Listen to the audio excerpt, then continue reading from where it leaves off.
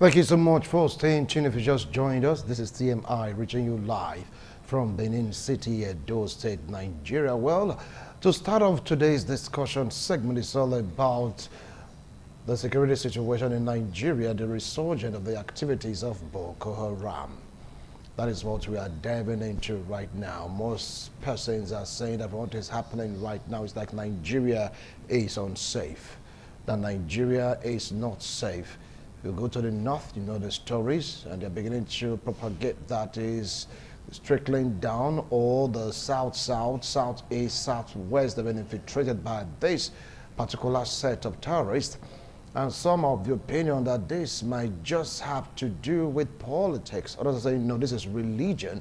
That is like, they want to Islamize Nigeria. So many theories, so many propaganda. We want to dive deep down into this particular situation so we can profile solution. In Iowa, also, you heard the story. If you've been in Iowa, get to hear about people coming out to protest about the kidnappings. And they are ascribing this to a particular tribe. I wouldn't want us to ascribe this to any tribe or religion, but let's get to hear what my analysts really have to say about this particular discussion. They are entitled to their opinions. If they have an opinion to say and they air it, well, if you're not comfortable with it, you can come to ITV to say what XYZ said on this platform isn't true. All right? So whether they bring up their theories or not, you just listen to what they have to say. Take note. If you don't agree, you can call to the management and say, look, XYZ said this. I want to react. It's a right for fair hearing. We invite you over, you air your own view. That's why we are here, because Nigeria is for all of us. If Nigeria should sink today, where do you think you will go to? Anyway, with me here in the studio is a legal practitioner, political affairs commentator. He's been on for a while. Thank God for life, thank God for good health, thank God for successful treatment. But I said before, most, I'm so glad you're able to join me this morning. It's like, how many months now? How many months now? I was like, come on. About 7 months. See that? Thank you for having me. Good morning. All right. Good morning, to Barrister. You. Good morning to viewers at home. It's so good to see you, Barrister. It's so good to see you. Thank God for life. All right. Joining us virtually, all the way from Lagos, Honorable Paul Ogido IEWC. Honorable Paul, thank you so much for joining us this morning. So, God has helped us. No, Honorable Fred, thank you so much. You know, we are very religious people, whether Islam, whether Christianity, whether even the traditional religion, we believe in God. All right, just calm down. When it's time for us to dive into the discussion, definitely we will dive into the discussion. It's like they're having this communication. Look, all communication via Zoom should stop right now. All right, I'm the one asking the question. I know you guys are talking to each other. Stop it right now and focus, okay? They've seen another report. They've seen Honorable Fred Alevero, and of course I have Odigie Owadiai all the way from the US. Honorable, thank you so much for joining us, though virtually. Can you hear me, Honorable Odigie? Okay, well, all right. Thank you so much for joining us. Can you please sit upright? You are slouching. Okay. Let me start off with Barrister A.B. Thomas. It is becoming worrisome. It is becoming alarming. It is becoming annoying. What is happening? From what we were told some few years ago, we were able to checkmate Boko Haram. They are in splinters right now. They're like, fleeing because of the superiority of our Nigerian military. But right now, it's like they're everywhere. What's going on? Thank you. Boko Haram has been an illegal organization that was set out to Islamize Nigeria. Their own attitude was that, it is wrong or bad to have Western education. They started out like that to create, first and foremost, a Muslim monolithic society. Unfortunately, within themselves, even among thieves, you must have division. So they started having a splinter group, and Islamic, say for West Africa, ISWAP, also joined them. in the scramble for and the partition of northern Nigeria, they themselves started having different factions without a unified group. Unfortunately, the Nigerian governments, successive governments in Nigeria, have been playing politics with this Boko Haram issue. If you look at the Boko Haram issue right from 2011 to today, look at the money, amount of money that the National Assembly has been budgeting for defense. You'll be surprised that little or nothing has been achieved. The question has been, what have we been doing with these weapons, the money budgeted for these weapons? Another point has been the fact that we have not taken the issue of Boko Haram and other insurgents seriously, in the sense that when they attack in Borno State, we term them as Boko Haram. When they go to Zamfara or Sokoto, we call them bandits. When they go to Benue, Plateau, Nasarawa, we say, oh, they are herdsmen versus farmers. We have been busy giving different terminologies because no government has been willing to take them headlong because of their own political calculations. When you are having this kind of crisis, security crisis, you have to forget whether they are Muslims, they are Christians, they are this tribe or the other tribe. You go ahead to eradicate that problem. But in Nigeria, because of, oh, I want the votes from the north, I want the votes from the south, we are unable to deal decisively with these people who create insecurity in the country, who give us bad name everywhere. Take the issue of Chibok girls. When Jonathan was the president, they went ahead to say, oh, you want to kill our people. You want to kill our people. Those ones came, abducted Chibok girls. Today, 90% of those Chibok girls have not been returned. Why will a government? Because the first priority of a government under the Constitution is the safety of lives and property. That's what the Constitution says. So a government that cannot guarantee the safety of lives and property anywhere within Nigeria, that government has failed. They even went as far as, these people now in power now, went as far as governing themselves, led by the former president, who is late now, went to America to be asked that America should intervene. America did intervene diplomatically, and at the end of the day, Jonathan was forced out. But since Jonathan left, has it gone down? No, it has become worse. And when the killings in Plateau and Benue, the Nasarawa, became too much, they started to spread to Niger State. From Niger, it went to Kwara. And now, Yorubas are afraid because once you are in Kwara, which ought to be part of the old Western region, then they infiltrate Yoruba land. And from there, it goes into Lagos. And now we are hearing that people in Lagos should be careful, people in Port Harcourt should be careful. It means it is spreading down south. All right. I'll come back to you, Barrister A.B. Thomas. Now let's get to hear from Honorable Odigie Owadai. Let's hear what he has to say about this latest development. Honorable Odigie, over now to you. What's your take on the resurgence of Boko Haram? Well, good morning. This thing has been going on for years, and we have been talking about it for those that care to listen. And just like I always say, I don't want to come and dramatize what is going on. I'm here to speak true to the fact. And we all know the genesis of this Boko Haram or the terrorist group. They've been around, even right from the time of Obasanjo, and it was more of like a gradual process. We remember vividly when the then governor of Zamfara State, Yerima, introduce Sharia. And Obasanjo wanted to object, but the security report that was in front of Obasanjo for a former military man to take a position that, I quote, leave him, it will soon fizzle out. That little mistake, decision that Obasanjo made is what is spread it today. And Sharia has spread across the northern states.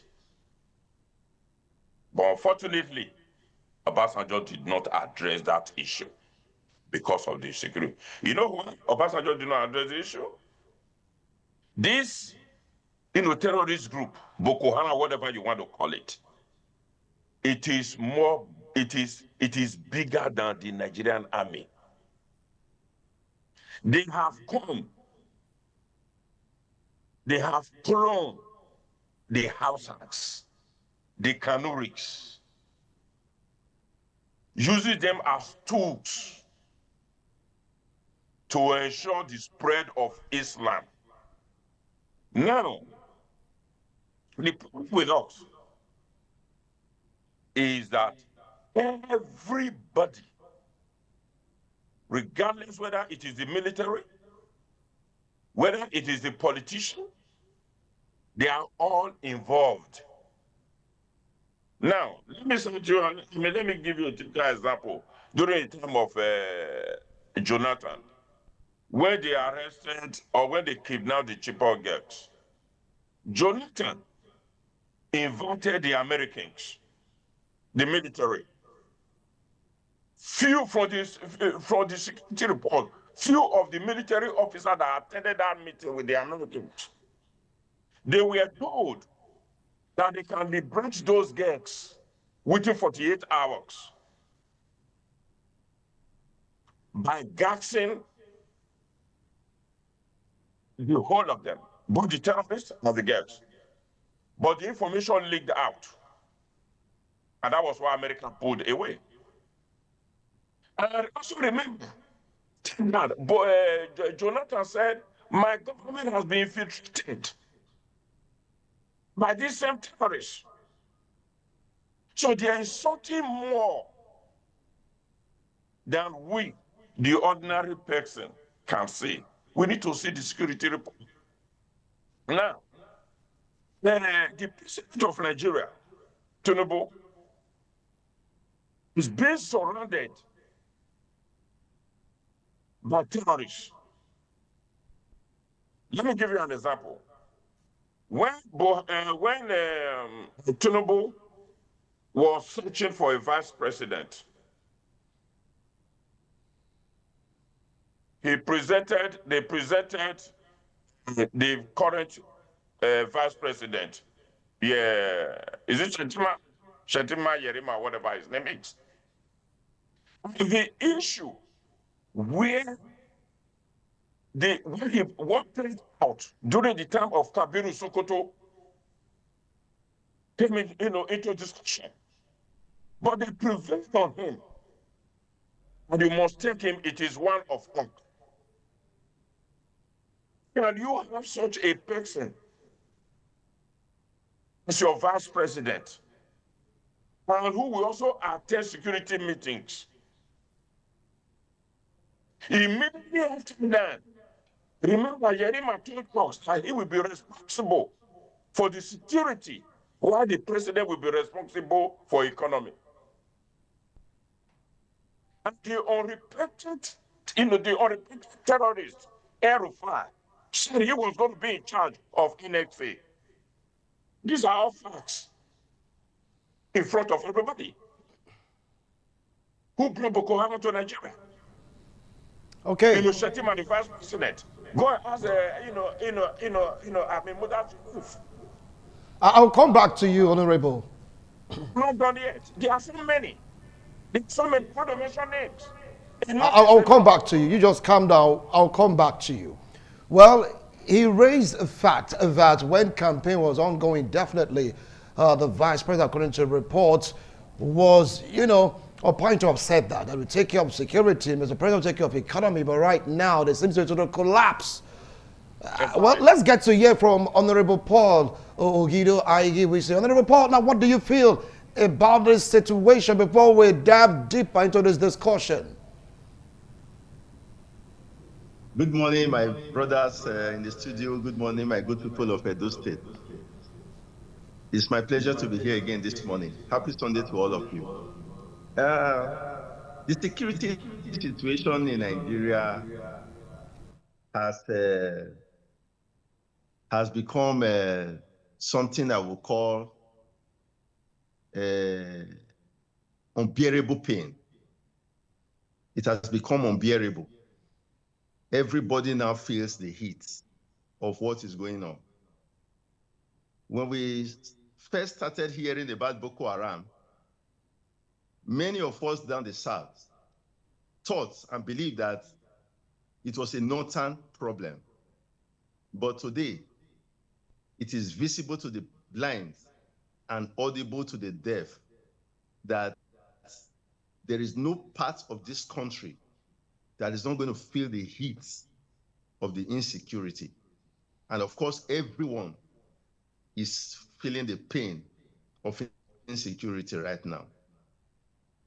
Well, it is like this because our leaders, the political elite, have not been able to differentiate between politics and governance. And this is the very basis of our problem. Why it becomes so cumbersome? Why it now looks as if nothing can be done? Why it now looks as if Nigeria as a country is helpless concerning this menace of insecurity?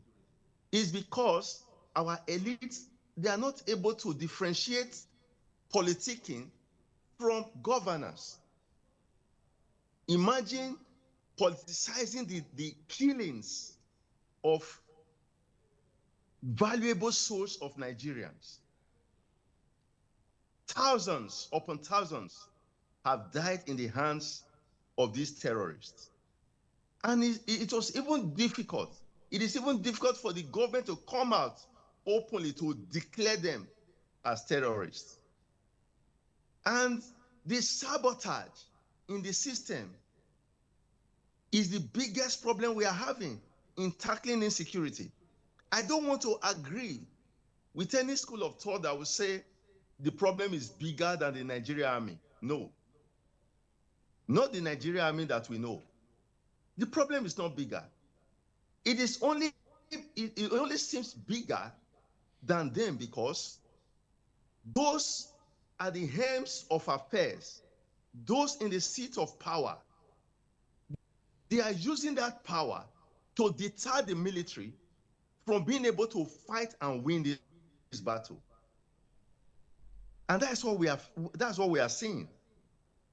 Nigeria is not close. I mean, those in government are not close to tackling insecurity. The day they get ready to sincerely tackle this menace, I tell you, it will not take months for Nigeria to overcome this insecurity. First, they have made us to understand that the people perpetrating this evil, majority of them are not from this country. Now, that brings us to the question of, if they are not from this country, where are they from?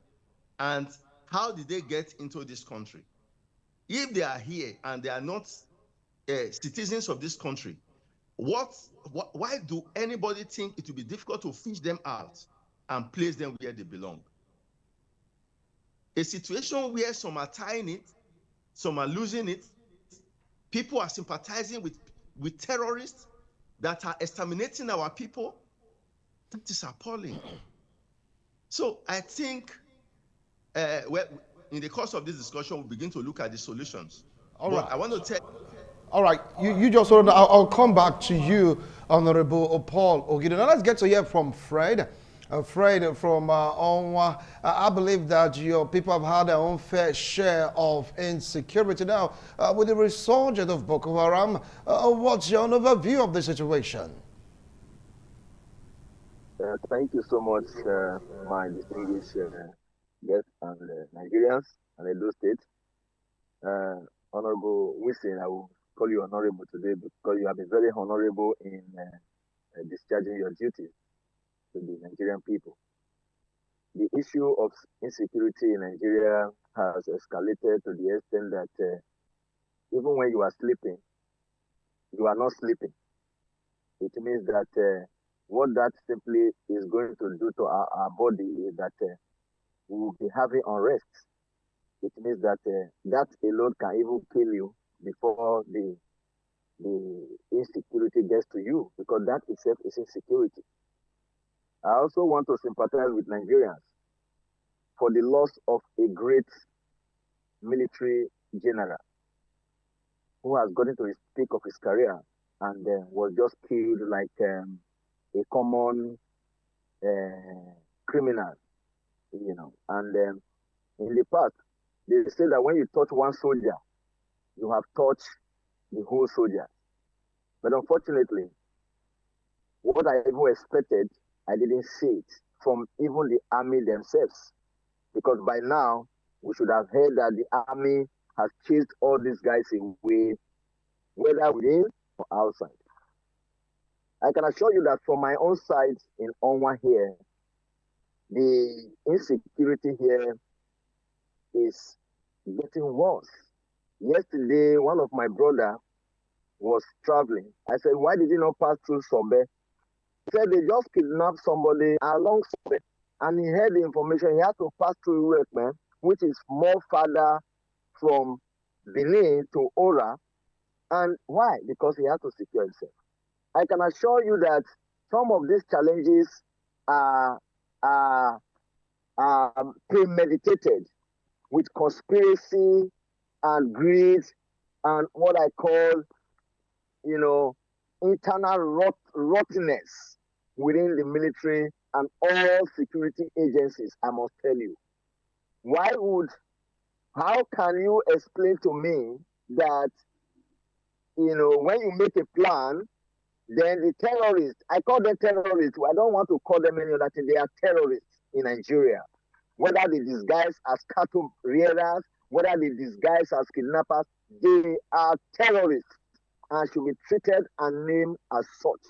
How would the government agencies, the security agencies, make a plan?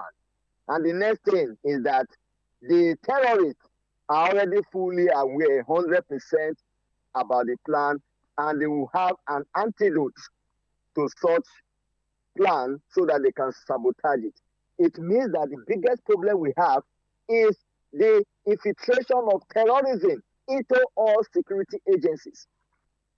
They cannot deny it because that's why there's no success. Secondly, the biggest problem that is confronting us is the issue of money. When I say money, I mean that when this subject go down, it means that the budget will stop. And if the budget stops, those who are feeding very fat from this budget in the name of insecurity and fighting terrorism, they won't have money to siphon. The government must understand that if they genuinely want this country to work, they have to make it possible that they torchlight this, because we are relying on them, whether the police, the DSS, the army, and even the NIA. We are relying on them in this country for safety. But I can assure you that if a military general is captured, killed, it means that we, the ordinary citizen, we have a bigger problem. As because of this discussion goes on, like my brother said, we will have to find a solution. And I would want the ITV, whatever solution we provide here should be amplified and made viral and communicated properly to All the right. appropriate authority without keeping They are quiet. watching. So They're that watching. we're I will genuinely, come back to you, Honorable so we're Fred. I will genuinely come back to part you. of You it. just calm down. We have from now till 10 o'clock to really talk about issues. So you just take a breather. Before no, it is like 2 hours already. Well, we want to go for a break. When we return, I'm going to be asking Barrister A.B. Thomas this question. Someone talked about the mistake that Obasanjo made, talking about Honorable Odigie. He said Obasanjo made a mistake by saying they'll phase it away. And someone was saying that mistake that we made as a nation is to grant amnesty to in quote now Boko Haram insurgents and putting them in our security architecture. We'll come back to dwell more on this particular discussion. Don't go away. We'll be right back after this break. TMI, every opinion counts. Thank you so much for staying tuned. If you just joined us, this is TMI. We're taking a look at the resurgence of Boko Haram. People are like, very skeptical, very scared to even take a trip via road because of the fear of being kidnapped, killed, raped, you just name it. It's becoming disturbing. Well, I have Barrister A.B. Thomas with me in the studio, and of course I have Odigie Wadai, and don't forget to mention Paul Ogido and a friend Alabero. They are sharing their views and opinions on this particular issue. Barrister A.B. Thomas, when President Olusegun Obasanjo was at the helm of affairs, it was spoken to about this particular situation. The people comment, these are politically motivated. They will fizzle away. Some are saying that is one of the reasons why we are where we are today. Another point raised by some pundits, they said for the government of that particular dispensation should be either a late President Buhari to grant amnesty to, in quote right now, repentant Boko Haram members and allowing the Nigerian states to infuse them in our military. That's the backlash we are getting today. Now, what do you have to say about these seeming mistakes? Well, you say the issue of Obasanjo making mistake. I wouldn't call it a mistake that as such. We are operating a federation. Though many people say we are not practicing it the way it should be. We are practicing democracy and a federal system of government. The Constitution of Nigeria says Nigeria shall be a secular state, which means there shall be no state religion. Now, Obasanjo just came into the Fourth Republic, just taking over from another prolonged military rule, where the successive 3 military heads of states came from one region. If you don't mind, I will just say Buhari was a president, was head of state. After Buhari was Babangida. After Babangida was Abacha. These 3 heads of states came from one section of the country. And now you have a man just brought out from the prison to come and become the president of Nigeria in the Fourth Republic. That was in 1999? 1999. He needed to tread carefully in order not to create another military coup. So, when he began to retire senior military officers who had tested civilian positions, they cried out from that particular northern side, oh, you have retired 80% of northern officers. Because at the time Abacha came, most of the military governors, most of the commissioners, most of the ministers were from one section of the country. The northern part of the country? Yes, from another part of the country. And then here's a man brought from Jos prison to contest a hurriedly organized election. And the man came and said he's a president. The man was careful. First and foremost, let me retire all officers, whether you are from the south or north, who have tested civilian power. He did that. And that was the precursor that the Northerners started feeling, oh, we are being marginalized. Our people in the Abbey are being removed. Then they started Sharia. When they started this Sharia, it wasn't a militant Sharia. Sharia has always been in the statute books of some of the northern states. In their penal code, Sharia was already there. That we have criminal code here in the South. So for him, he labeled it a political Sharia, and it will fizzle out. That wasn't much of a problem because it wasn't militancy. It wasn't terrorism. And when they started cutting Malam Jigaba's hand for stealing a cow, he said, please make sure you don't cut any other person's hand who is not a Muslim. Obasanjo said so. And throughout the period Obasanjo was there, no Christian's hand was amputated. But the real problem where this militancy started gaining momentum was when Jonathan took over from Obasanjo. Jonathan did not hide it that he was a Christian. He didn't. Jonathan went all out, having chapel in the State House, having what other Northerners head of states have done before. So he didn't hide it. He's a Satanan and he's a Christian. So when this Sharia or Boko Haram became highly militarized, he had to seek foreign aid, realizing that within his government, there were infiltrators. Within the army itself, there were also sympathizers to the Boko Haram cause. Therefore, he had to invite secretly some foreign intervention. And when those ones came, within his own government, people were opposing. You want to kill our people? You want to kill our people? Buhari himself was named by the Boko Haram as their chief negotiator. It was in the news that our chief negotiator shall be Buhari. It was in the news.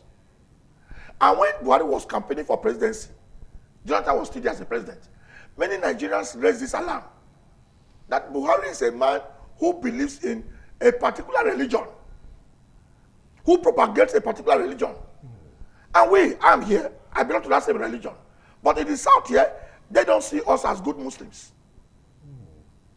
They don't see us, whereas we here in the South, we are Muslims, but we miss our Islam with the real text from the Holy Quran and the Hadith. So they were the extremists who will misinterpret what is in the Quran and the Hadith, and they believe we're not good in the South. And Buhari belonged to that group who saw it that, oh, we need to Islamize Nigeria. That was where the problem started. And he went further to say, oh, if you capture any Boko Haram officer, you must not kill. They will repent. How do you say they will repent? Terrorists who have been in the forest, they will repent. And if we say you are granting amnesty to this so-called this terrorist from Boko Haram, you needed not to have incorporated or assimilated them into the army. That you can call that one a grievous and calculated mistake. That Obasanjo did not commit. You put these people in the army. You say they are repentant. You look at what happened in the Niger Delta when those ones were carrying guns and were fighting for resource control and others. We granted them amnesty. Did we put them into the army? No. We did not. We knew the consequences of having them put in the army. Here, Boko Haram was still on. They've not all surrendered. They were still fighting. You capture some. It got to the point that if a particular tribe come to the south and kidnap, you dare not lynch them. If you take them to the police station, DPO will wash off his hands. In the south here. Because their own man, Buhari, was the president. We had that problem. So you see that it was a very terrible mistake. Maybe I shouldn't call it a mistake. It was a calculated mischief to incorporate these Boko Haram people into the Nigerian army. Because my friend was saying, look, how can everything prepared in the army leak out? Yes, it is correct. These people were the ones who were giving information. You said they are repentant, but they were giving information to the people. So our soldiers were being ambushed and being slaughtered. All right, I'll come back to you, Barrister A. Before. Let's get to hear from Honorable Odige Uwadai. Now, you talked about mistakes being made by former President Olusegun Obasanjo. Why Barrister A. said, well, he was just stepping in. They need to take everything calm and cool. After all, there was no much of Boko Haram. It's only the Sharia law. Right now, there is a Boko Haram. During the time of late President Muhammadu Buhari, and his activities in that particular region, that particular dispensation. Some are saying that the reason why we are where we are today, bringing them into the military, bringing them into the police, bringing them into the Navy, some are saying it was a mistake. Others are saying it was a deliberate, calculated attempt to make sure that the propagation, so to speak, of this dreaded Boko Haram extremists come into fruition. What's your take on that? Well, we agree with.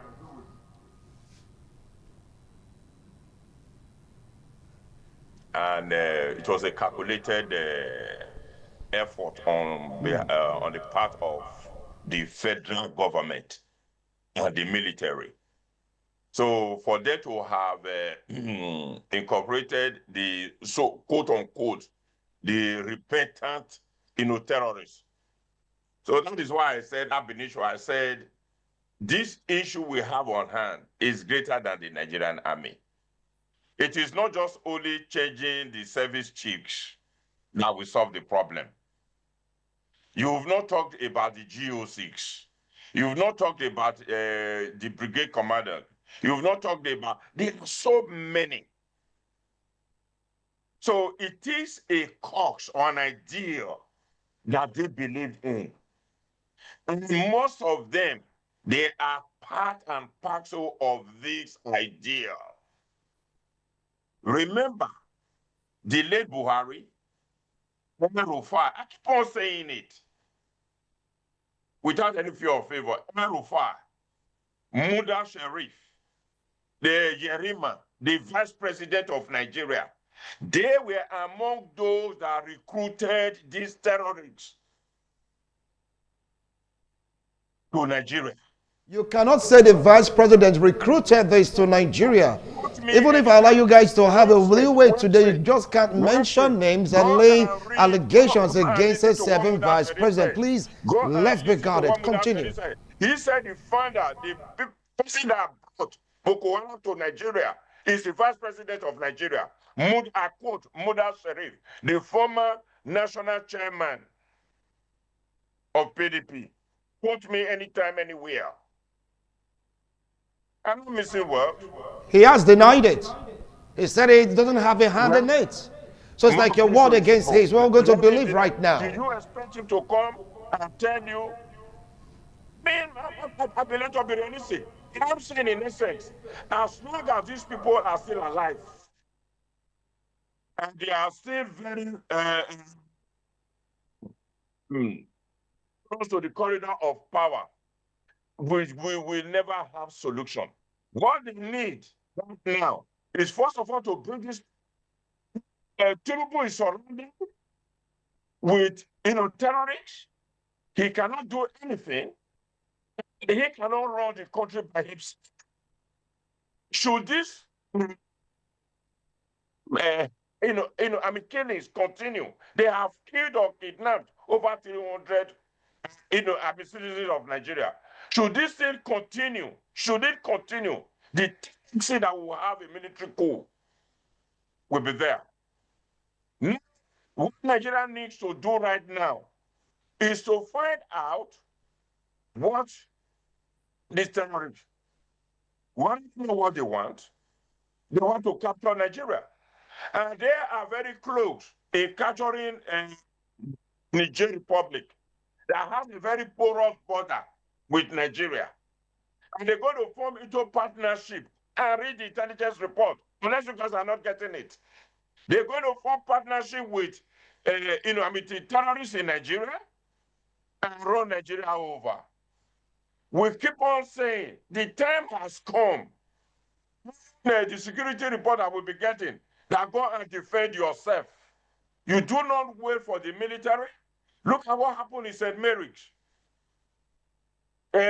By 3 o'clock, they moved the military out of security post. 45 minutes later, the terrorists came and abducted the girls, over 100 girls. 20 minutes later, after the operation, the military brought them back.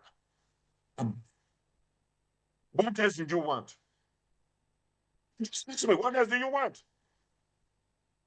So the military, they complicit of what is going on. It is not just all, it is more, as I said, this issue is bigger than the military. It is not just only those repentant terrorists that were absorbed into the army. More of the army top officials, government officials, they are all involved. The governors, these are not, the terrorists are not guerrilla fighters. We know them. The governors are attending their marriages. They send marriage invitation to them. The governors, they come to attend. They have also instituted levies in some of the local governments. The custom of officials take, contraband, rice and beans. They have said it openly. We need to go and feed our people. We need to give them rights. So they know where they, if a country is this, and nobody is talking. So the custom is aware. LGA, they are all aware. The police is involved. But I think at the moment, Bola Tinubu is scared. If even they kidnap Shehu, his son, he's still going to negotiate. He's still going to negotiate. My brother, what we have on hand is bigger than Nigeria. The Nigerian military have failed us. The police, they have failed. There is nothing they can do. Absolutely nothing they can do. I'll come back what to they you. are doing right now. What they I'll are doing come right back now. to you. You just calm down. I will come back to you, okay? Now, he made a point. There are some names he mentioned about the vice president, and of course, I cautioned him about that because the vice president said he has nothing to do with Boko Haram. He has nothing to do with insurgency, nothing to do with terrorists. So I'm going to leave it at that because VP Shetima said he doesn't know any of this, doesn't have connection with them. So let's leave it at that. Let me go to Honorable Paul Ogido. Honorable Paul Ogido, Honorable Owadai still maintains that this is bigger than the military. This is bigger than the police, according to him, that they have failed us and there is nothing anybody can do about this. But here comes the question. Does the military have that database to get to know those particular individuals that will attempt to be repentant Boko Haram and they are the military? Do you feel they can do something about these people? After all, the military, I trust them so well, they have this record. Do you feel that going after these persons will clean the military? Take it up from there.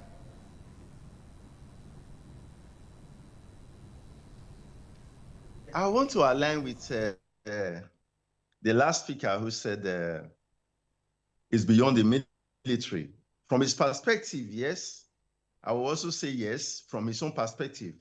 But generally speaking, whatever we have on our hands right now is not beyond the Nigerian military that I know. The truth is, like you said, to start with, those who were inculcated into the military, rebranding them as repentant terrorists, they have a record. The military have a record of them. That is the first point of call. If the military is going to function without sabotage, they have to start from there. Showing them the way out, separating the sheep from the goats, so that we should be able to name them correctly and accurately. That is very key. But on the other hand, is it not those in power that made it possible, that rebranded these terrorists as repentant and thereby put them into the military? See, for us to be able to tackle this insecurity on our hands, Mr. President have to sit up and take it up as a challenge. I just wish Bola Ahmed Tinubu, the president of Nigeria, would say, even if this is the only thing I can do for Nigerians, let it be on record that I came, I met this, and I conquered it. It is simple, with bold mind. Let me tell you, the truth of the whole matter is that there is no tribe, no ethnic group, no individual have that monopoly of violence. No, there is none. A situation where the government will come and disarm those who have taken it upon themselves to defend themselves and their communities. We have had complaints in the news in Benue State where the youth came out to protest and said that these guys, they will come here, these terrorists will come, kill people, burn houses, and go away unchallenged.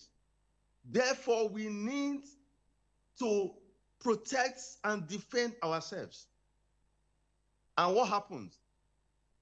Less than 24 hours later, the military move in and get these youths arrested, disarm them of their den guns, single local barrels that they used to hunt, disarm them completely. And anytime they do that, these people come back barely 48 hours later to attack them. It is in this country these things are happening. It's in the public domain. Like when we are talking, you say, no, it's not like that, you don't. But these are facts. These are things we can prove. I will not come here to say things that I don't have proof of. I read about this. Even though the conventional news agencies will never carry most of these things, but they are there. The killings going across, it's not even on ITV. You know, you cannot broadcast things like that. You don't have the right to, I think the right have been withdrawn from you. But thank God for social media. They bring it live to you exactly the way it's happening. So for us to be able to tackle this, there has to be a willpower. The willingness to do it has to be there. And it has to start from someone. If we have a Sultana as the president, and this is still happening the way it's happening, then what do you think will happen when those from the other zone have to take over that power? What will happen? Because we have a lot of sympathizers among them. There are those who are saying, you don't touch them. You have to negotiate with them. The people like Sheikh Gumi, he has sympathy for them. He's always saying, you cannot do that. We have read in the news where a high-profile figure have said, if you attack Boko Haram, you are attacking Allah. Is it not in this country that this is happening? Until we now come back together and say, no, for those who don't have a hand in it, come back together and say, we at the helm of affairs, we must do something about this now before they exterminate everyone. Because nobody is going to be left untouched. We will all get our fair share. If we refuse to speak up, if we refuse to take it up right now, I tell you, within the shortest possible time, Nigeria will be run over. Take it from me. That is why most of us are appealing and praying every day that President Trump of the United States should come to intervene, because right now, our leaders have failed us. Those at the helm of affairs have failed us. We need foreign power. We need those from outside to come and help us. Because for you to travel from Lagos to Benin or travel from Benin to Port Harcourt, you first of all go to the mountains to go and fast and pray for you to make such journey. It wasn't like that. I remember I used to leave Benin sometimes around 7:30 and drive straight down to Lagos without any problem. But who does that now? So I want to say that until we have the political will to tackle this, when there is a will, there's always a way. Our leaders have decided to turn deaf ear and blind eyes to this evil that is ravaging the land, because they believe that they can always take their private jet and fly out of this country once the fire starts burning. And this will not be good for us. It's a pity that people are still politicking. People are still clapping hands for those who are supposed to do this for us, and they are refusing to do it because of their greediness and their selfishness. What is power if you cannot use it to defend yourself and defend everybody around you? The money they are gathering from this process of, the budget for this and budget for that, the vehicle that will take one military to that place will be 10 billion.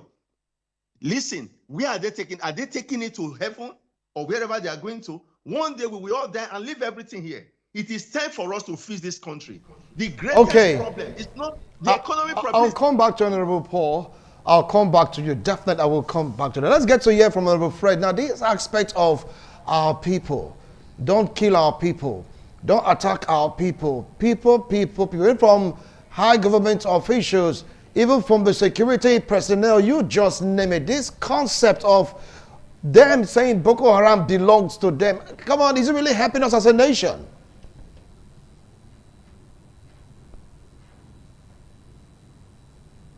Hello, can you hear me?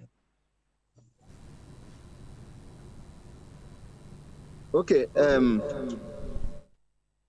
I heard what you said. You were talking about if their action is actually helping our country. Am I audible?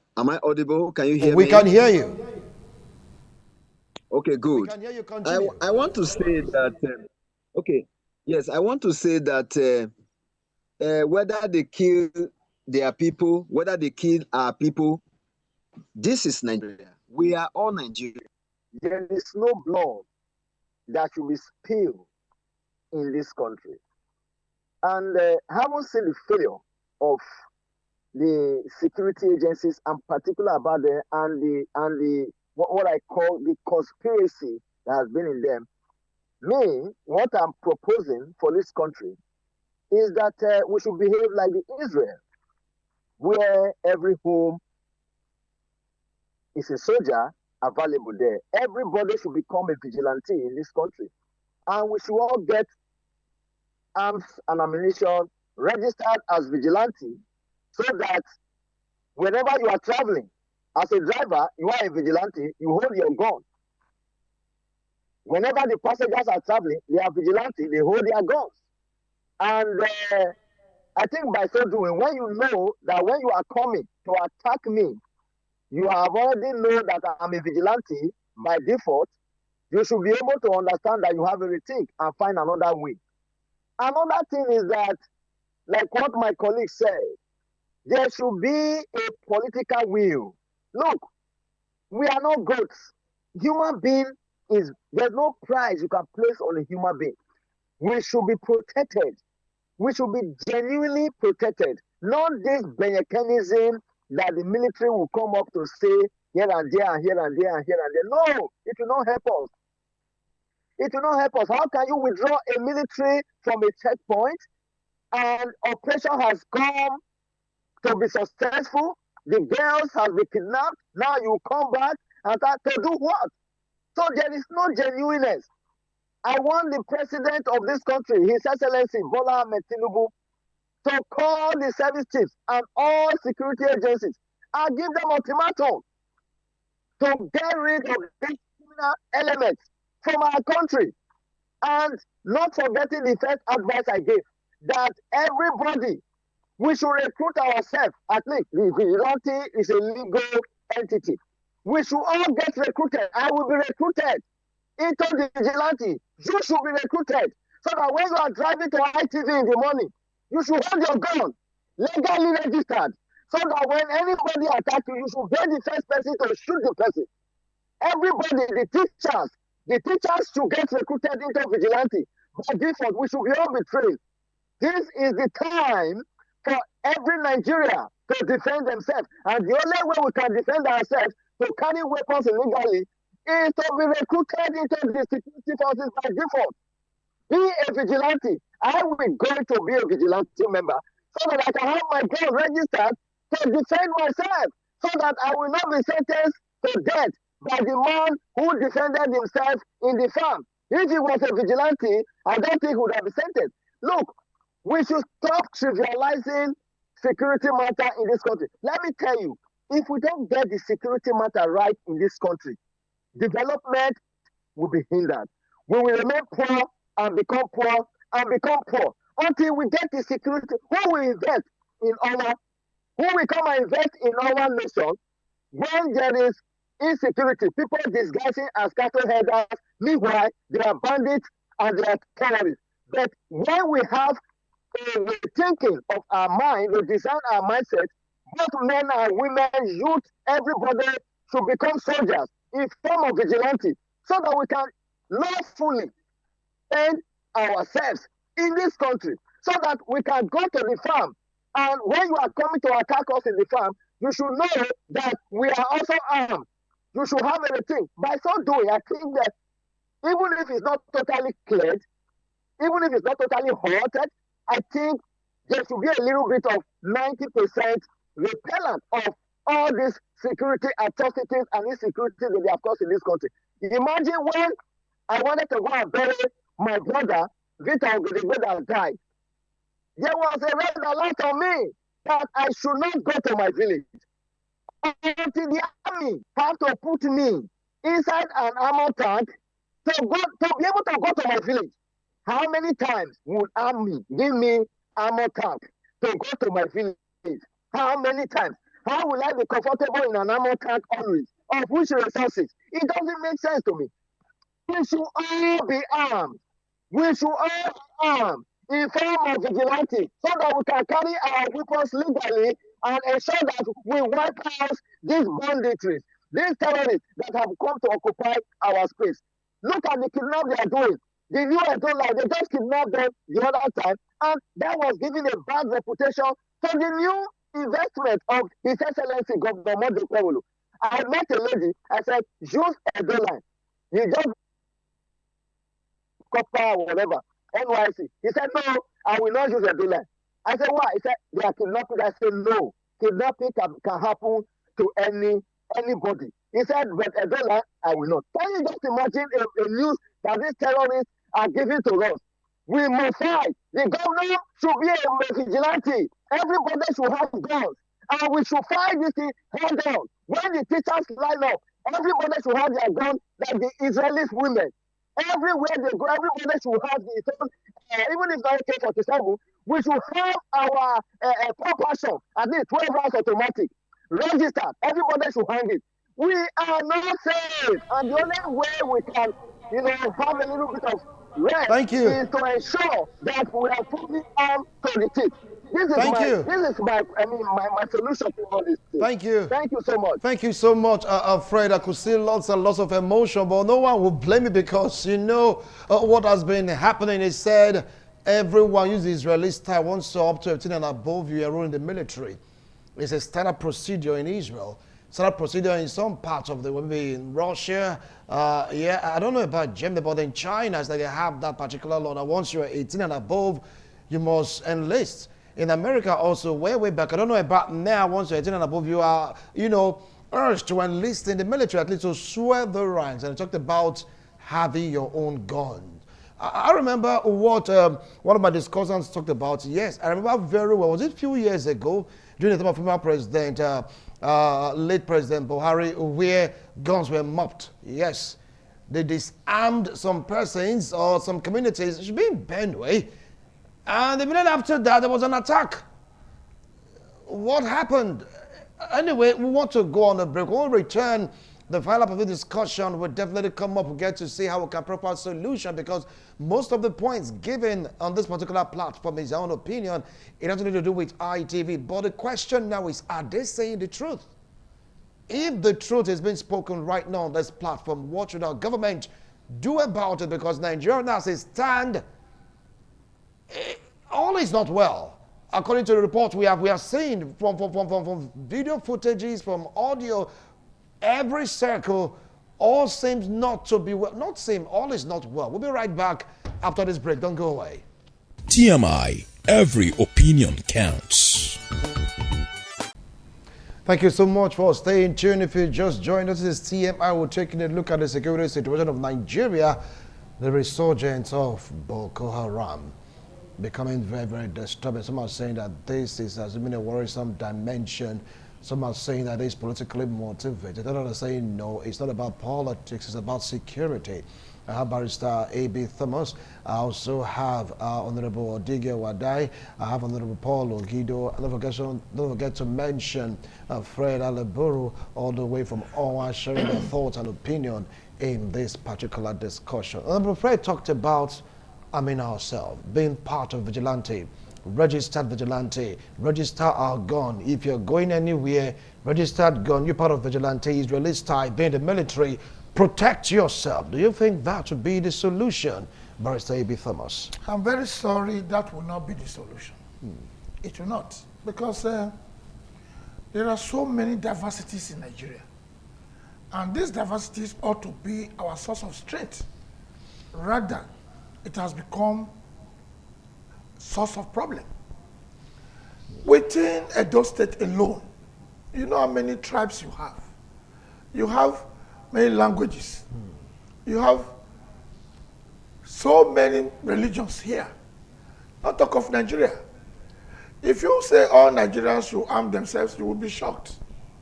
They'll start killing themselves. Every little thing they shoot themselves. Rather than waiting for the terrorists to shoot terrorists, they start killing themselves. Then what will be the purpose of having a police force? What will be the purpose of having an army? So I do not subscribe to having everybody armed because we're not oriented. Our cultural orientation does not support carrying guns. In the period of the Ogisos in Benin, then the Obas in Benin, there has always been a central authority. There has been enforcers who are not like police of today. But if you say everybody should hold gun in the streets, what you will find is different. Some people get drunk, drive. Any person that hits their car, they come out, shoot the person, and go. Even in the United States, where people are allowed to carry guns, you are still screened. You'll be screened, and they monitor you with your guns. Nigeria's problem is not gun issue. Where we have gun issue, the only way we have gun issue is when you look at videos coming into the social media, and you see the kind of guns these Boko Haram people are parading. Where will you get that for the citizens to carry? Then gun? What I'm trying to say is this. Rather than we having every citizen armed, the government should sit down, ask themselves. First question, if these terrorists are not Nigerians, how did they get into the country? Because I'm aware that when Jonathan was about to be chased from governors, the Kaduna governor later confessed that, look, we brought in these people from Upper Volta, that is Burkina Faso, Mali, and others. The Americans came to Jonathan and said, look, these people are in your forest everywhere, and they are ready to attack if you don't concede that you have lost. Jonathan himself told Nigerians, my election victory is not worth the blood of any Nigerian, so I concede. If you had not conceded, these Fulanis who were brought from Burkina Faso, Mali, and everywhere, they were already in our forest. We have them all over Edo State, and we still had them that time. Kidnapping and other things. They came into kidnapping because the purpose for which they were brought failed. When Jonathan said, okay, I concede. So the purpose for which they were brought failed. When they were in the forest and you asked police to go and look for them, the kind of weapons they were carrying is not the type of AK-47 that the police and the army they are carrying. And you can't give every Nigerian AK-47. You cannot. Do you know how much AK-47 costs? And you don't have to just give guns to Nigerians and say, be a vigilante. If you have to give every Nigerian AK-47, they need training. Even the den gun, they need training. Not for you to just shoot into the air or shoot sporadically. You must be able to aim the terrorist who is coming to you. So I won't subscribe to that aspect of giving arms to every Nigerian, because our orientation is far, far different from that. That is why when you see a military man holding his gun. You begin to provoke him. You need extra provocation for the military man to react and shoot anybody. So we don't have that kind of orientation. But I am still saying, on this issue of guns, if you see the kind of guns we see on social media that these terrorists are carrying, particularly when they are going for the so-called peace meeting in Zamfara, or they are going for marriages, which are televised by people, private television. Now that is most disturbing. Good. They go for weddings, they go for gatherings, they go That every is day. where I am going to. They go in about 300 motorbikes carrying double-mouth automatic weapons. And we are asking ourselves, if these people are doing all this, and we are saying we have an air force that does not want collateral damage, and people are being kidnapped. Do you know what it is to be a father of a child or a mother of a child? You kidnap 300 students, or you kidnap those in a cabin. Anybody you kidnap is not, it's not easy for the family. So when you look at this kind of thing, we have at the Air Force, look, if we can just stop, or we can reduce our stealing of government fund, if we can reduce it to 10% and use the remaining 90% to buy enough helicopters for the Air Force. Everyone says helicopters, gunships, powerful helicopters to be in the air. What is Sambisa Forest? Sambisa Forest is on the ground. And we have good choppers in the air. And we have good place, not just this kind of Tucana that America is using to train their people. They give us, we say we have Tucano. Tucano. We say we have weapons. People are no longer buying F-16. They are not buying F-35. If we reduce our stealing government from what they are doing to 10%, the remaining 90%, give it to army. Equip them. We don't need Nigerians carrying guns, because Sambisa Forest is on the ground. And when Jonathan was here, the few mercenaries were brought, they sat with laptops and they were able to see where these were from with laptops. If they could get those kind of equipment for Nigeria, it's not going to be like, oh, we must get it from America, because America will attach some conditions to it. We are very good at taking loans from China. Loans that we're not even using properly. We are very good at taking loans from other countries. China can supply us those weapons. Russia can supply us those weapons. I don't want anybody to come and tell us to begin to arm ourselves and turn ourselves into another Sudan or Somalia.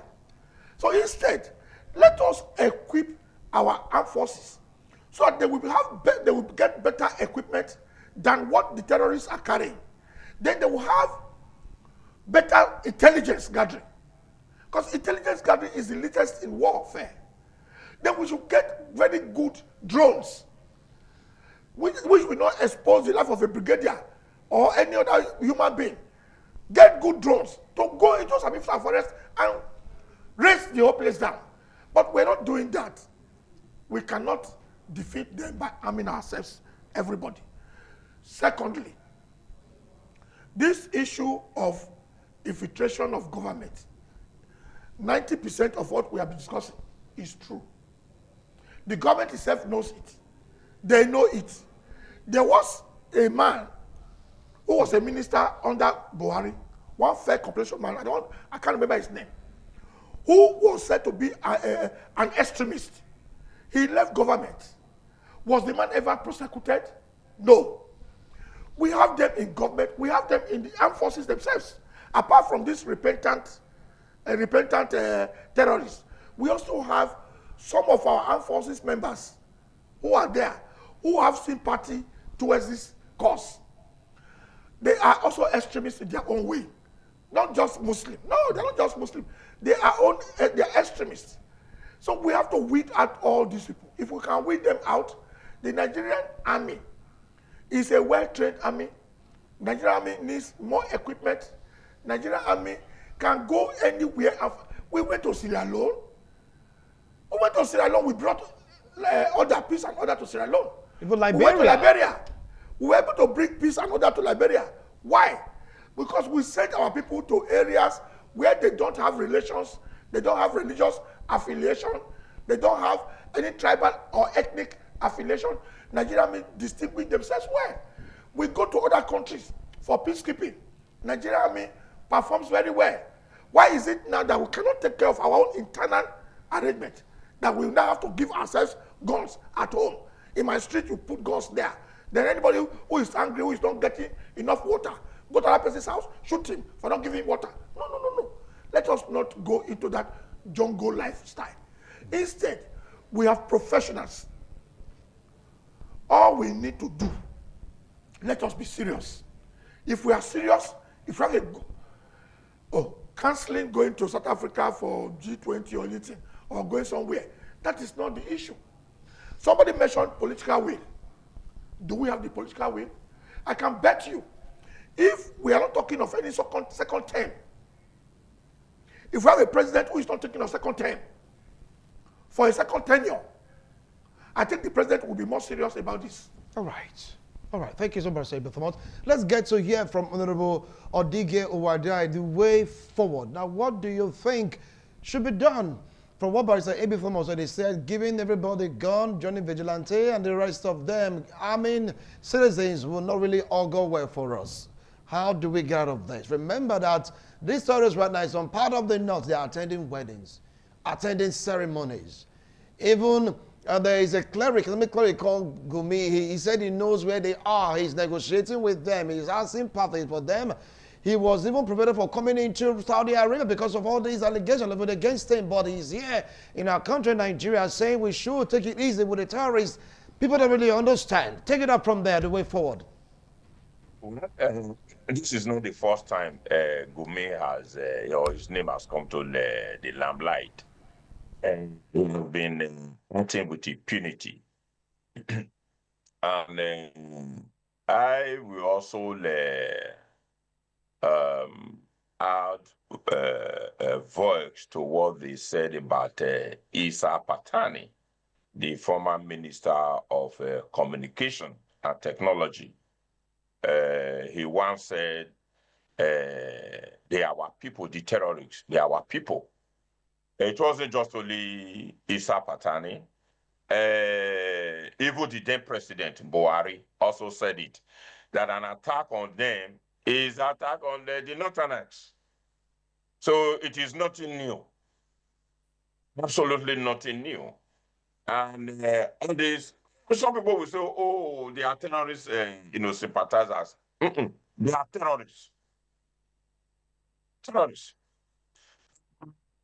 Buhari was nominated as their representative to negotiate.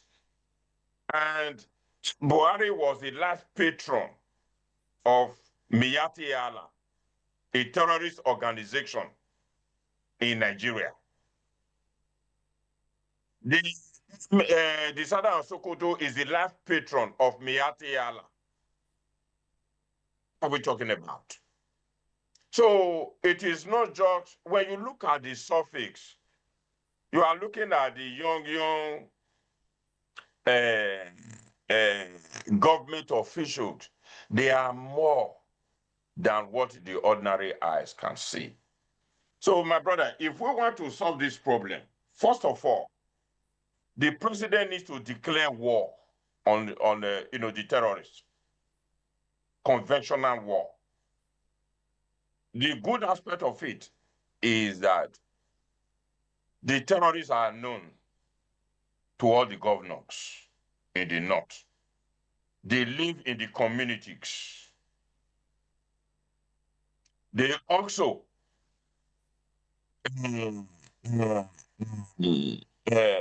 attend parties. So this is not going to be a guerrilla warfare. The custom officials, they know where they are because they take food to them. So it's going to be an easy war if the military wants to fight. People keep on saying, oh, Nigerian army, they have done well, they have done this, they went to Liberia, they went to Syria. Those are villages, brother. And they acted within the cover of the United Nations. Once you take them out of that ecosystem to Nigeria, it's a different ball game.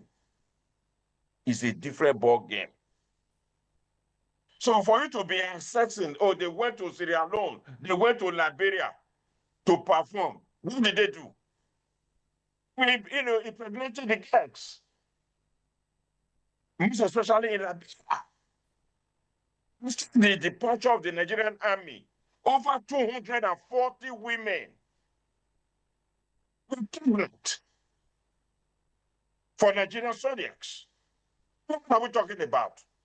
Now, you see, we take things and we just blew them out of proportion. What I'm trying to say in essence is this. Buhari, not Buhari, Tinubu needs to declare war if he means business. The army or the military must be purged, irrespective of who you are. And the way things are now, Tinubu is even afraid of his life. There is something there in Abuja or Aso Rock. Because when you turn to your left, what did you have? A terrorist. You turn to your right, who do you have? Terrorists. When you're in your ISCO meeting, you have a lot of terrorists with you. The security meeting, national security meeting, you have terrorists with you. Everybody is afraid to talk because you don't know who your neighbor is. So because of that, Tinubu can no longer take any decision.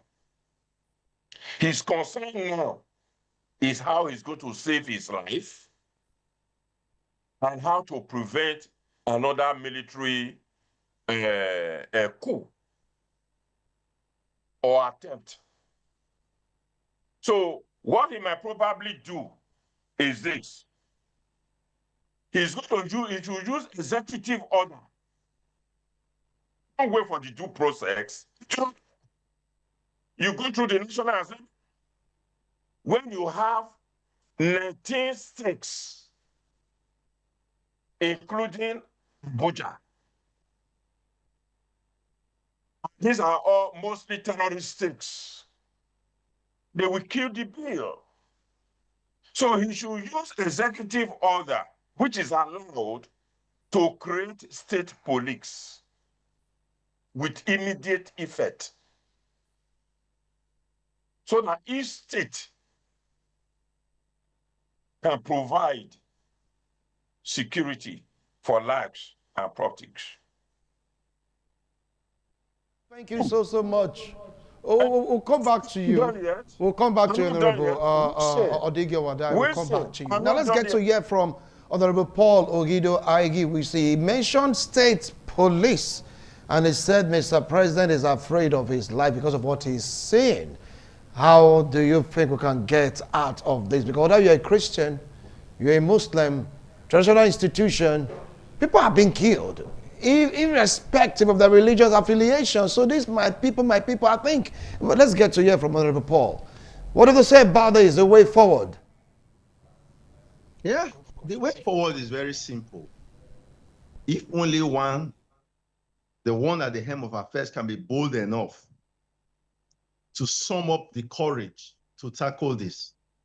It is very simple because right now, if you don't know, for instance, a man is sick and is not been diagnosed of any ailment, treating such a person will be very difficult.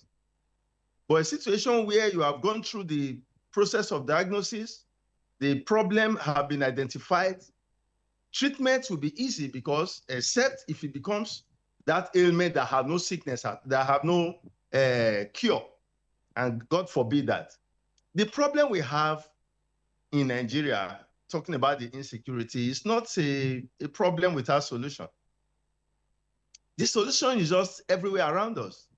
It is just the willpower and the courage to tackle it. And I would like to say that the first step to solving this issue is to first of all, like I said before, get the political will, then empower the state governors.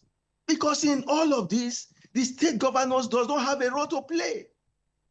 And that is where we are getting it wrong. And like my brother there said, if this bill have to come to the National Assembly for the creation of state police, there are people that will kill it because they want to run this nation over. The Islamization agenda is real and it's true. Anybody denying it is just denying it because they don't want to come up with the truth. This is a fact. It's in the public domain. And these are the people who will not allow such bills to scale through.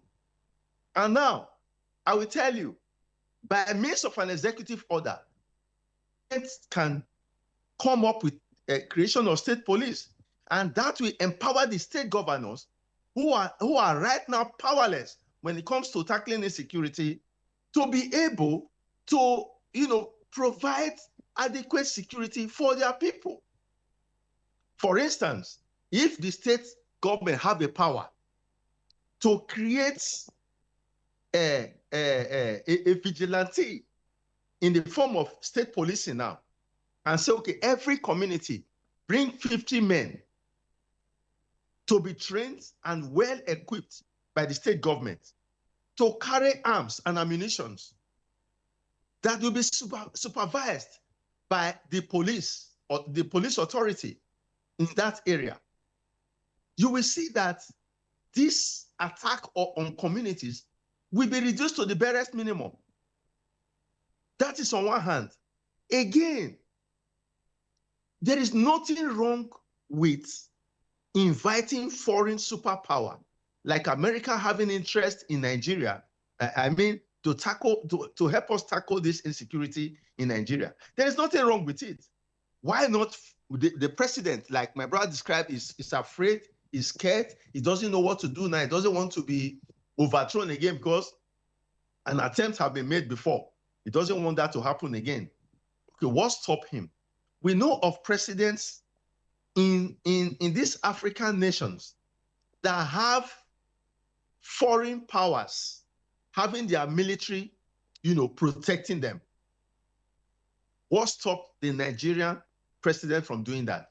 There is no law that stopped him from doing that. And with that, he should be able to take some decisive actions. Because if he is there and all these things keep happening, and it happens to the end of this tenure, I don't think he will ever have the moral standing to say, I want to buy for a second term. Let's get to hear from Honorable Fred. Honorable Fred, let's get to your point right now on the way forward, because Barrister Everton said giving everyone a gun might not be the solution. Remember, these people, some of us know where they are. What I mean, also, I'm talking about the governors, politicians, even some military personnel know where they are. So what is stopping us? Okay, thank you. Thank you so much. Thank you so much, Wisin. Thank you, Nigeria. Thank you, my respected comrades in the house. In a time of necessity, there are no rules. Just like in time of war, there are no rules. In a time of necessity, illegality becomes legal. We might be shying away from the truth that when we have everybody, every home, recruiting themselves into vigilante, legally registered members of vigilante, so that you can legally protect yourself. Because when we are saying protect yourself right now, we are saying it with mechanism. We are saying it with two-sided of mouth. A man protected himself just a moment ago. A man protected himself and is be sentenced by a court of competent jurisdiction. Then you are telling me to protect myself. You are telling me to protect myself illegally. For the time being, for me to protect myself legally, I have to be able to carry the weapon legally to protect myself. If my mother is going to farm, he should hang her gun going to the farm. When he hears anybody want to attack, he defends herself first. That's on one side. And then on the president's side, His Excellency, President Bola Ahmed Tinubu. He's a man with a large heart, and my advice to the president is that he should declare state of emergency in this country. We are in war. Nobody wants to believe me earlier. We are in war with terrorism. We are in war with banditry. And where there is war, it is difficult for anything to thrive. So the president, I will align myself with the other speaker, the president should declare war on terrorism. And whether we like it or not, whoever is deceiving us that we don't need the United States of America, thank you, President Trump. While the U.S. is having interest in this country, we should not joke with it. We should not get to that extent of begging. Now, they are saying, we want to help you. We should gladly allow them to help us. Because, like you said, the president himself is not safe. Because on the right side and on the left side, he doesn't know who he's talking to. Let me give you a little bit of what's going on in my village. I tell you, we are saying that before Victor Ogedegbe died, and before the other man, the head of the United died, that there are informants. And we are saying in our local level that we are going to place a cost on the people that did it. I tell you for free, people are drawing back. They are running back. It means that the informants are within the military, they are within the cabinet of President Bola Ahmed Tinubu, and that's why whatever plan you have will not succeed. So to bypass all those levels, let us allow an external help to come and help us in this quagmire that we find ourselves.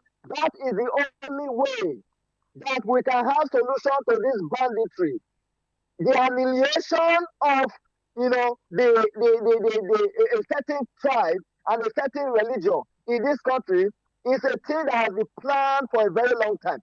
And for us to stop all these things, we can't help ourselves. The man you have made a commander might be one of the terrorist group who will become a defense for these terrorists. Meanwhile, you have given him all the arms and ammunition to go and fight this thing. Let me tell you again, in my community, there was a certain time the military were sent to a forest. Do you know what they did? When the man got there, he started praying, he started doing a prayer. With the people he was asked to go and evacuate from the forest who are perpetrating evil there. Are we not helpless? Of course we are helpless. So we need help. The solution is help. The second solution is self-help. We will come back to you. We'll come back to you, Honorable Fred. We want to take a break. When we return, we'll come back to conclude this discussion still on the way forward. I see Barrister A.B. Thomas with me here in the studio. We'll be talking more about this. Don't go away. We'll be right back. TMI, every opinion counts. Thank you so much for staying tuned. About to commence our this edition of This Man on Night TV. We're supposed to dive into two topics today due to the nature of our discussion. We choose to zoom in just on one, the resurgence of Boko Haram and its attendant consequences. Well, I see Barrister A.B. Thomas and others joining us virtually. So, Barrister, talking about solution to this particular situation. How do we go about it? Because we're pressed for time as a nation. Well, I have short-term and long-term solutions to this problem of insecurity in Nigeria. The first is that the DSS definitely knows those government officials who are sympathetic towards these terrorists. The DSS, as a matter of fact, to be the president should ask the DSS within 10 days, submit the names of those who are in government who are having links to these terrorist organizations, so that they can immediately be rounded up and be removed from government to avoid leakage of government information to these terrorists. Secondly, the president should immediately invite the Senate president, the House of Reps speaker, invite the service chiefs, and immediately get a list of all those so-called repentant militants or terrorists and remove all of them. Take them down to one IDP camp so they can be properly guided. The ones in the force. In the force, the ones in the force, the so-called repentant terrorists, removed all of them from the force. Those were incorporated or admitted or recruited. Remove all of them immediately. This can be done within 10 days. Put them all in a camp, guided. Then give full powers to all commanders to go for complete crushing of all these terrorists, being adequately equipped and adequately motivated. This can be done in a short period. Secondly, the president should consider it urgently to invite foreign mercenaries. You can collaborate with America. Let them bring in American equipment if they can't send in the American troops. In Ukraine, they are fighting Russia. Ukraine is depending more on foreign forces than their own Ukrainian soldiers. We can do a similar thing. We have enough money for that. Thirdly, this is a long-term project. The National Assembly should, because we have been talking of political will. Yes. Political will. See, we all agree on political will. The National Assembly should immediately commence a program of amending the Constitution. So there will be no more second term for any governor or any president. They amend it immediately. So that if you have only 6 years, you know from the beginning of 6 years you have no second tenure. You can do whatever you want to do within the ambit of the law and do it once and for all. Because that will give you the political will, knowing very well you have just one shot. You have only one shot. And you won't be thinking of contesting election and trying to placate any region. Then finally, on this issue of solution, the government should, as a matter of urgency, ask every commander from every particular state to move to their state. Take the military men to their state for just only 1 year.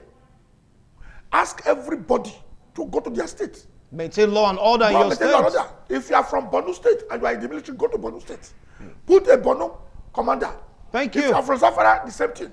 If you are from Sokoto, the same thing. Just for only 1 year.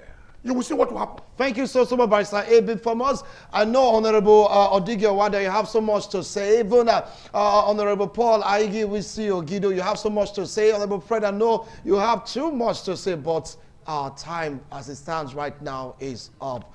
Thank you so much, gentlemen, for standing by, sharing your views and opinions. Remember, their views are theirs. It has nothing to do with ITV, but the question now is, were they saying the truth? If the answer is a big yes, government, please swing into action. Enough is enough. Nigeria must be safe again. We'll do it again some other time. Bye for now.